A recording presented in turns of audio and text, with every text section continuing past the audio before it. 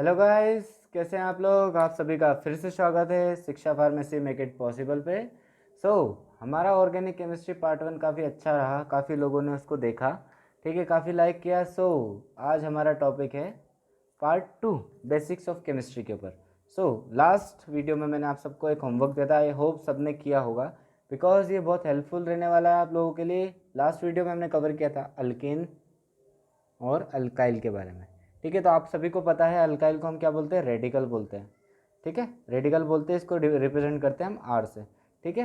अब नेक्स्ट आता है अल्कीन, ठीक है। अल्कीन के बारे में देखने वाले हैं। अल्कीन क्या होता है, अल्कीन का फॉर्मूला बताया था मैंने CN और H2N, ये इसका फॉर्मूला होता है अल्कीन का, ठीक है। और अल्काइन का जो फॉर्मूला होता है वो होता है CnH2n माइनस, माइनस कितना होता है, माइनस इसका होता है 2, ठीक है। ये दो फॉर्मूले हैं किसके, अल्कीन का होता है CnH2n और अल्काइन का होता है CnH2n माइनस 2, ठीक है। अल्कीन का क्या होता है CnH2n, आप सभी को पता है, हम यहाँ पे साइड में लिख लेंगे 1 से लेकर 5 तक को क्या बोलते हैं, ठीक है। मैथ, एथ, प्रॉप, ब्यूट और पेंट, ठीक है। अल्कीन, अल्कीन का सफिक्स क्या होता है, अल्कीन का जो सफिक्स होता है वो होता है इन, इसमें इन लगता है, ठीक है। इसमें देखते हैं एन की जगह अगर मैंने सपोज करा 1 रखा है, ठीक है, तो 2 इंटू 1 कितना हो गया, ये हो गया CH2, ठीक है, CH2 है ना। एक कार्बन को क्या बोलते हैं, मेथ, और ये क्या है इन, तो इसको क्या हो गया, इसका नाम क्या हो गया, मेथीन, ठीक है। C2H2 इंटू 2 कितना हो गया, C2H4, इसका क्या हो गया, ईथीन, ठीक है। ध्यान देने वाली बात है, जो हमारा अल्कीन होता है, अल्कीन अनसेचुरेटेड कैटेगरी में आता है और अल्काइन भी अनसेचुरेटेड कैटेगरी में आता है, ठीक है। इसमें क्या होता है, अल्कीन में लगते हैं डबल बॉन्ड, ठीक है, और अल्काइन में लगते हैं ट्रिपल बॉन्ड, ठीक है। ये बॉन्ड के बारे में मैं बताऊंगा आपको, ठीक है। तो इथीन का स्ट्रक्चर कुछ इस तरह से लिखते हैं, CH2 डबल बॉन्ड CH2, ये इथीन होता है, ठीक है। और फिर आता है C3H2 इंटू 3 कितना हो गया, C3 कितना हो गया 6, इसका हो गया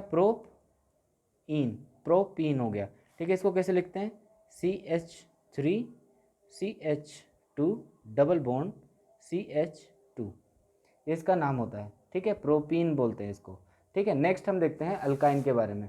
अल्काइन में क्या क्या बताया मैंने, ये ट्रिपल बॉन्ड होता है, इसका फॉर्मूला होता है CnH2n माइनस 2, इसमें सफिक्स लगता है आइन, ठीक है, सफिक्स लगता है। एक बहुत ज़्यादा इंपॉर्टेंट ध्यान देने वाली बात है, अगर हम n की जगह 1 रखते हैं तो क्या हो गया, C2 इंटू 1 माइनस 2, तो CH0 हो गया, ठीक है। इसलिए हम इसमें एक कार्बन वाला कुछ नहीं होता, ठीक है, ये नहीं होता, इसमें हमेशा चालू होता है C2 से, C2 2 इंटू 2 माइनस 2 कितना हो गया, C2H2, ठीक है। इसका नाम क्या होता है ना, इथाइन बोलते हैं इसको, ठीक है, इथाइन बोलते हैं, या इसी को बोलते हैं एसिटिलीन, ठीक है। इसी का दूसरा नाम होता है एसीट, एसीट मतलब होता है 2 कार्बन दोस्तों, ठीक है। इथाइन बोलते हैं इसको, लिखते हैं हम ऐसे CH ट्रिपल बॉन्ड CH, ये आपने स्ट्रक्चर देखा होगा एसिटिलीन का, ठीक है। तो इस तरह से इसका क्या होता है, हमने ये ओवरव्यू पढ़ लिया अल्केन के बारे में, अल्काइल के बारे में, अल्कीन और अल्काइन के बारे में। अब हम आगे चलते हैं, इसका इंपॉर्टेंस कहाँ होने वाला है, ठीक है। उसके पहले मैं आपको एक चीज़ बताऊंगा कि डबल बॉन्ड क्या होता है, सिंगल बॉन्ड क्या होता है, ट्रिपल बॉन्ड किस तरह से फॉर्म होते हैं और उसमें क्या क्या कैरेक्टर्स होते हैं, ठीक है। तो याद रखिए, बॉन्ड्स बॉन्ड्स 2 तरह के होते हैं, एक होता है हमारा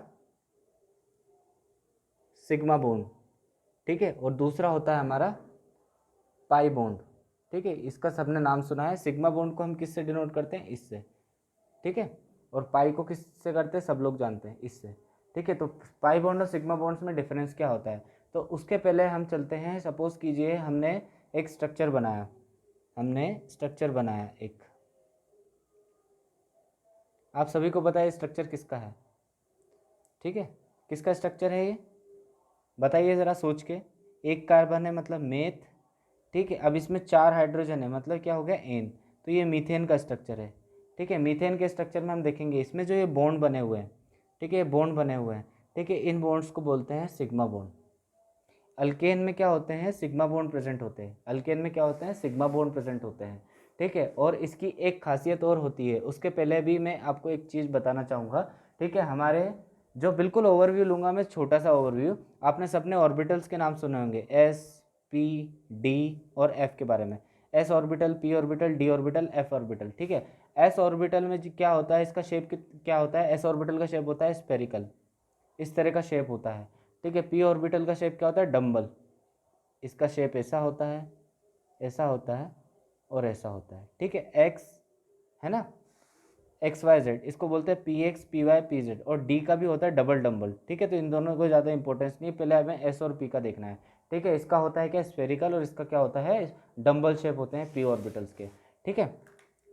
सो अब हम बात करते हैं मीथेन की। सिग्मा बॉन्ड बताने से पहले मैं आपको एक चीज़ और बताऊंगा इसके बारे में, जिसको बोलते हैं हम इलेक्ट्रॉनिक कॉन्फ़िगरेशन।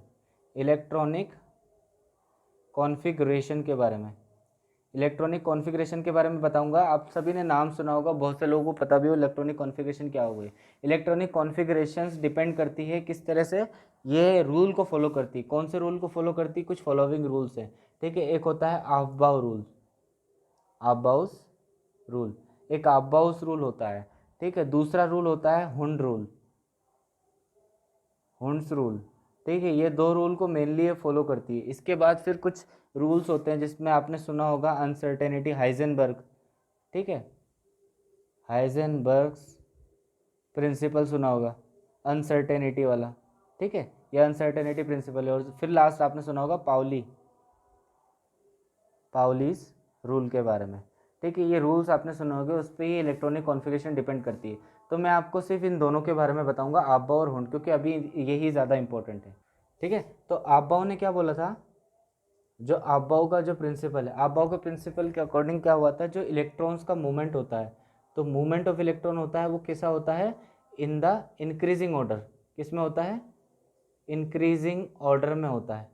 इंक्रीजिंग ऑर्डर में होता है इलेक्ट्रॉन्स का जो मूवमेंट होता है, मतलब उसका जो किस तरह से इलेक्ट्रॉन मूव करते हैं, ठीक है। तो वो उसने एक चार्ट बनाया था, वो चार्ट मैं आपको बना के बताऊंगा, ठीक है। उसमें चार्ट कैसे बनाया था, उसने 4 ऑर्बिटल लिए थे, एस, पी, डी, एफ, ठीक है। तो उसने कुछ इस तरह से लिखा था, 1s, 2s, 3s, 4s, 5s, 6s और 7s।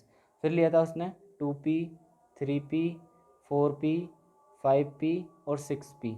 फिर लिया था, फिर आता है डी, 3d, 4d, 5d। फिर उसने लिया था 4f, ठीक है। यहीं तक जो मेन है इम्पोर्टेंट आपके एग्जाम के लिए वो इतना ही है, नहीं तो इसके अलावा भी बहुत है। उसने बोला था सबसे पहले इलेक्ट्रॉन का मूवमेंट कहाँ होगा, 1s में, उसके बाद वो कहाँ जाएगा, 2s में, 2s से फिर जाएगा 2p में, फिर 3s में, उसके बाद 3p, 4s, फिर 3d, 4p, 5s। इस तरह से इसका मूवमेंट होगा। फिर डायरेक्ट जाएगा 4d में, फिर 4f में। तो इस तरह से इसका मूवमेंट होगा, इलेक्ट्रॉन का मूवमेंट इंक्रीजिंग ऑर्डर में होगा, 1s, 2s, ठीक है। उसके बाद 2p, फिर 3s, फिर 3p, फिर 4s, ठीक है। अब यहाँ पे चेंजेस देख सकते हैं आप, तो इसका भी बहुत ज़्यादा इंपॉर्टेंट चीज़ें हैं, ठीक है। और यही चीज़ किसने बोली थी, हुंड ने। हुंड ने क्या बोला था, हुंड्स रूल ने क्या बोला था, सपोज कीजिए कि अगर आपका सिंगल ऑर्बिटल है, सिंगल ऑर्बिटल है, सपोज कीजिए एस ऑर्बिटल है, तो एस ऑर्बिटल में जो इलेक्ट्रॉन का मूवमेंट, अब उसमें तो एक ही ऐसा ही आता है, ठीक है। तो इस तरह से ही इलेक्ट्रॉन मूव करेंगे अगर इसमें एक ही ले, लेकिन इसके आउटर शेल की बात की थी, आउटर शेल में अगर कोई शेल खाली है और वो शेल सिंगल है, तो उसमें इसमें इसी में स्टोरेज हो जाएगा। लेकिन सपोज कीजिए अगर उसकी शेल इस तरह से है, जो कि पी ऑर्बिटल की होती है, ठीक है। तो इसमें इलेक्ट्रॉन्स किस तरह से फिल होंगे, सपोज कीजिए 4 इलेक्ट्रॉन आपको फिल करने हैं, ठीक है। तो पहले 1, 2, 3 और फिर 4, ठीक है। ये इसका बिल्कुल सही तरीका है फिल होने का, ठीक है। अगर आप सोचे कि इसमें ये है तो हम पहले 1, 2, 3, 4, ठीक है, तो ये बिल्कुल गलत तरीका है, इस तरीके से बिल्कुल नहीं भरना है। तो हमें इलेक्ट्रॉन किस तरह से फिल करना है, इस तरीके से। तो ये हुंड का प्रिंसिपल था, ठीक है। अब हम दोबारा से वापस इलेक्ट्रॉनिक कॉन्फ़िगरेशन पे आते हैं। तो हम इलेक्ट्रॉनिक कॉन्फ़िगरेशन पे आते हैं। तो हम सबसे पहले हम क्या करते हैं, कार्बन का इलेक्ट्रॉनिक कॉन्फ़िगरेशन लिखते हैं, ठीक है। तो कार्बन को इस तरह से लिखा जाता है, ये इसका एटॉमिक नंबर होता है, ये इसका एटॉमिक मास होता है, ठीक है। तो एटॉमिक नंबर के हिसाब से इसका इलेक्ट्रॉनिक कॉन्फ़िगरेशन बनाते हैं। तो क्या होगा, 1s, 2, 2p, ठीक है, सॉरी, फिर आता है 1s से 2s में, ठीक है। तो 2s में कितना होगा, 2 हो गए, 2 के बाद 2 और 2 4, इसमें भी 2 फिल हो गए।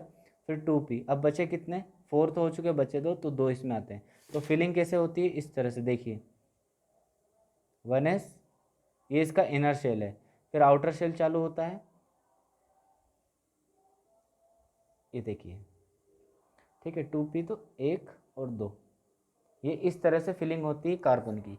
अब कार्बन ने क्या किया, कार्बन के पास क्या हुआ, अब ये इसकी ग्राउंड स्टेट होती है, ठीक है, ये क्या होती है, इसकी ग्राउंड स्टेट होती है, ग्राउंड स्टेट में क्या होती है, इसमें दो ही इसके जो शेल्स होती हैं वो वैकेंट होती हैं, ठीक है। जब ये अगर सपोज कीजिए कार्बन को अगर रिएक्शन करनी है तो वो एक्साइटेड स्टेट में जाता है, तो एक्साइटेड स्टेट में जो इसका आउटर शेल है ये वाला, तो यहाँ से क्या होगा, ये इलेक्ट्रॉन मूव होके कहाँ जाएगा, इस तरफ चला जाएगा, ठीक है। तो ये किस तरह से शो करेगा, फिर इस तरह से, ये सिंगल इलेक्ट्रॉन यहाँ पे और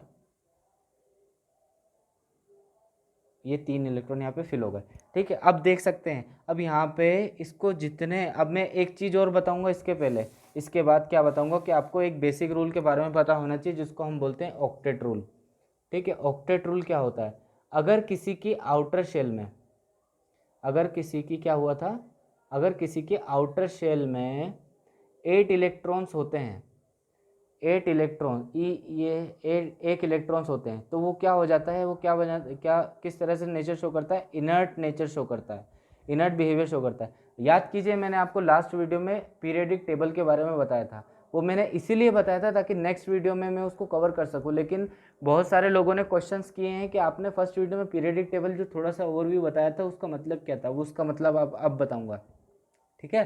तो ऑक्टेट रूल क्या होते हैं, सपोज कीजिए जो इस साइड थे, इस साइड जितने भी जो वो थी, आपने सुना होगा, ये देख एलिमेंट देखे थे, हीलियम, ठीक है, नियॉन, ठीक है, उसके बाद क्रिप्टॉन, तो ये सब क्या है, इनके सबके ऑक्टेट कंप्लीट है, और उससे लग के जितने भी पी ब्लॉक के एलिमेंट्स हैं, ठीक है, तो उनको सपोज कीजिए यहाँ से शुरू होता है, ठीक है, 5 6 7 8 9 और यहाँ पे 10, ठीक है। अब जो बोरोन है, ठीक है, 5 पे जो बोरोन था, तो बोरोन को यहाँ तक पहुँचने में 5 इलेक्ट्रॉन की ज़रूरत है, तभी वो इनर्ट की तरह बिहेवियर शो करेगा। ऐसे ही 6 के साथ है, 7 के साथ है, 8 के साथ है। अब कार्बन किस कैटेगरी में आता है, 6 में, मतलब इसको कितने इलेक्ट्रॉन चाहिए, 1 2 3 4 4 इलेक्ट्रॉन चाहिए इसको अपने ऑक्टेट इनर्ट बिहेवियर शो करने के लिए, या कुछ वो शो करने के लिए, रिएक्शन शो करने के लिए, ठीक है।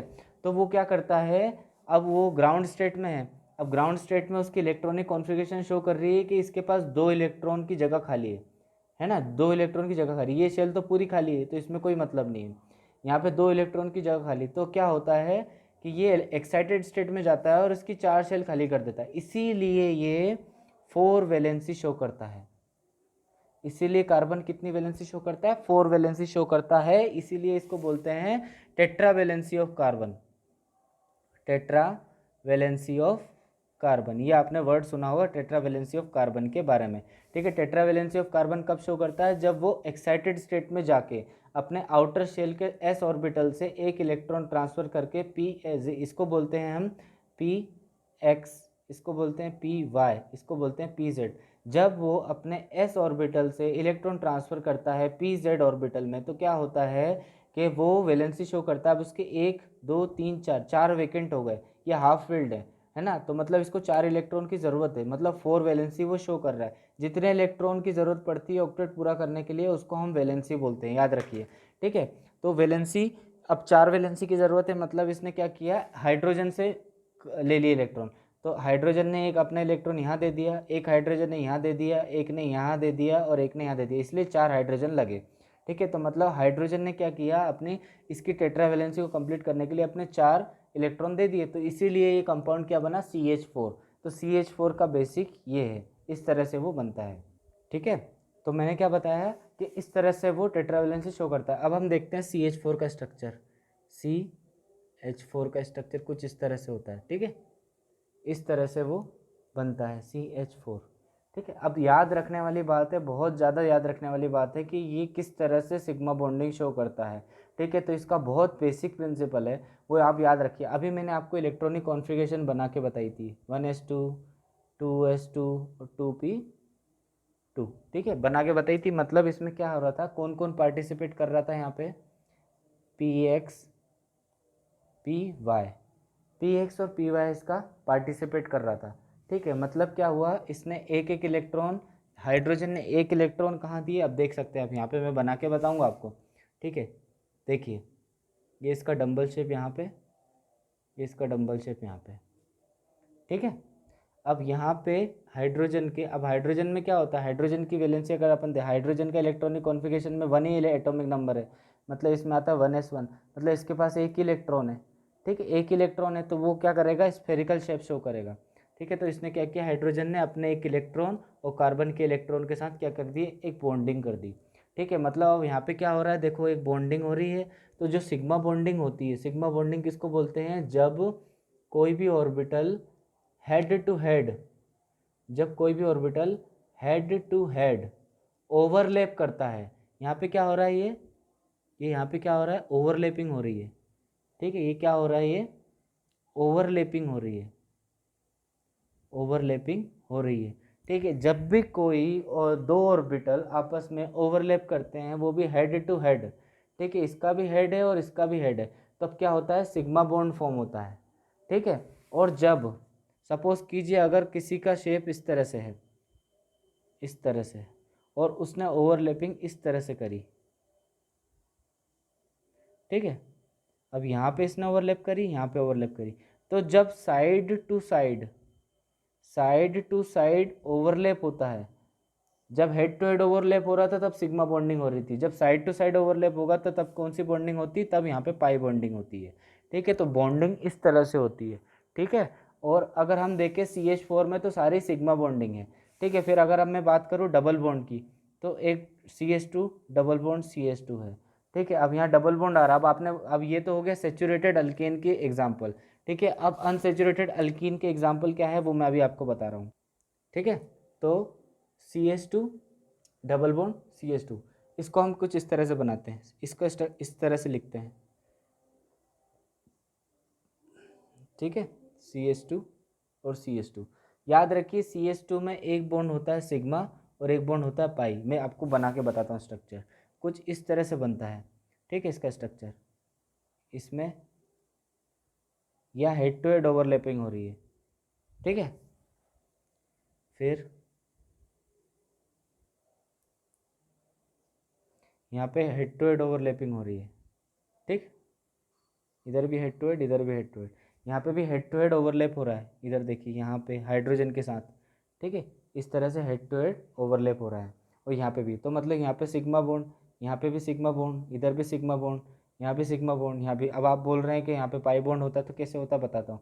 यहाँ पे क्या होता है, इसका एक ऑर्बिटल वेकेंट होता है, इसका भी एक ऑर्बिटल वेकेंट होता है, ठीक है। तो वो लोग क्या करते हैं, आपस में साइड वाइज ओवरलैप करते हैं इस तरह से, तब यहाँ पे एक पाई बॉन्ड फॉर्म होता है, ठीक है।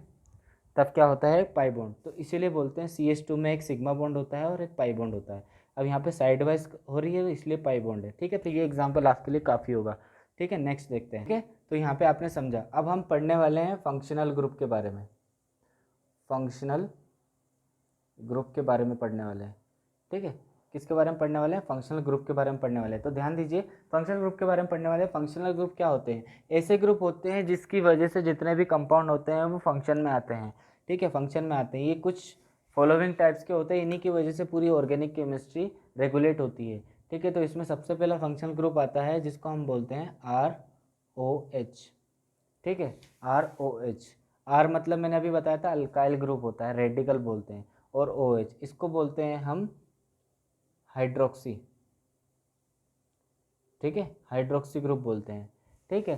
तो एक फंक्शनल ग्रुप क्या हो गया है, अल्कोहल, ठीक है, अल्कोहल बोलेंगे इसको, क्या बोलेंगे, अल्कोहल।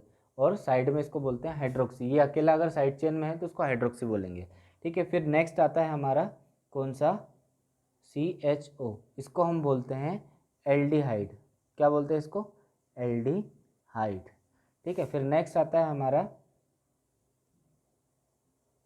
ईथर, इसको हम क्या बोलते हैं, ईथर बोलते हैं, ठीक है। फिर नेक्स्ट आते हैं हमारे कार्बोक्सिलिक एसिड, इसको हम बोलते हैं कार्बोक्सिलिक एसिड, ठीक है। फिर नेक्स्ट आता है हमारे RH, इसको हम बोलते हैं हेलाइड, अल्काइल हेलाइड बोलते हैं इसको, ठीक है, इसको क्या बोलते हैं, हेलाइड। फिर नेक्स्ट आता है हमारा, इसको हम बोलते हैं साइनाइड। फिर नेक्स्ट आता है हमारा इसको हम बोलते हैं आइसोसाइनाइड, ठीक है। फिर नेक्स्ट आता है हमारा, इसको हम बोलते हैं ईस्टर, ठीक है, इसको क्या बोलते हैं, ईस्टर। फिर नेक्स्ट आता है हमारा, इसको हम बोलते हैं क्या, कीटोन, ठीक है। तो ये हमारे फंक्शनल ग्रुप के बारे में है, ठीक है, ये 9 हो गए। फिर नेक्स्ट आता है हमारा, और कौन सा होता है इसके बाद, देखो हाइड्रोक्सी हो गया, एल्डिहाइड हो गया, ether, carboxylic acid, halide, cyanide, ठीक है। उसके बाद आइसोनाइट्राइड, आइसोसाइनाइड, ईस्टर, कीटोन। फिर एक होता है नाइट्रो ग्रुप होता है, ठीक है, एक होता है RNO2, ठीक है। ये होता है कौन सा, नाइट्रो ग्रुप होता है, ये भी एक फंक्शनल ग्रुप है, ठीक है। उसके बाद ये मेन होते हैं। उसके बाद फिर आता है हमारा कौन सा, फिर आता है हमारा एक ये ग्रुप आता है जिसको हम बोलते हैं COO, ठीक है। एक आता है हमारा RCOO, इसको इस तरह से लिखते हैं, इसको हम बोलते हैं एनहाइड्राइड, ठीक है, एनहाइड्राइड बोलते हैं। ये कुछ हमारे फंक्शनल ग्रुप हैं, ठीक है। फंक्शनल ग्रुप होते हैं alcohol, aldehyde, ether, carboxylic acid, halide, ठीक है, cyanide, isocyanide, Easter, ketone, nitro, उसके बाद एनहाइड्राइड। ये हमारे इंपॉर्टेंट फंक्शन ग्रुप है जिसकी वजह से पूरी ऑर्गेनिक केमिस्ट्री रेगुलेट होती है, ठीक है। तो ये वीडियो यहीं एंड कर रहा हूँ मैं, ठीक है। अगले वीडियो में आपको बताऊँगा इनके बारे में डिस्क्रिप्शन, ठीक है। तो आप लोगों से बहुत बहुत धन्यवाद आपका वीडियो को एंड तक देखने के लिए। और अगले वीडियो का, अगर अगले वीडियो में आपको कुछ और अगर एक्स्ट्रा ऐड कराना है, ठीक है, या इस वीडियो में आपको कुछ और डाउट हो तो आप कमेंट करके प्लीज़ हमें बताइए। और वीडियो को लाइक कीजिए, शेयर कीजिए, सब्सक्राइब कीजिए। Thank you. और वीडियो की लिंक, जो लास्ट वीडियो है फर्स्ट पार्ट, उसकी लिंक डिस्क्रिप्शन में है, ठीक है। डिस्क्रिप्शन में जाके लिंक को फॉलो कीजिए और उसको देखिए। और उसके बाद चैनल की भी लिंक डिस्क्रिप्शन में देंगे, तो जो भी हमारे सब्सक्राइबर नहीं है, जो नए लोग हैं, ठीक है, वो जाके हमारे चैनल को प्लीज़ सब्सक्राइब कीजिए और बेल आइकन को ज़रूर प्रेस कीजिए।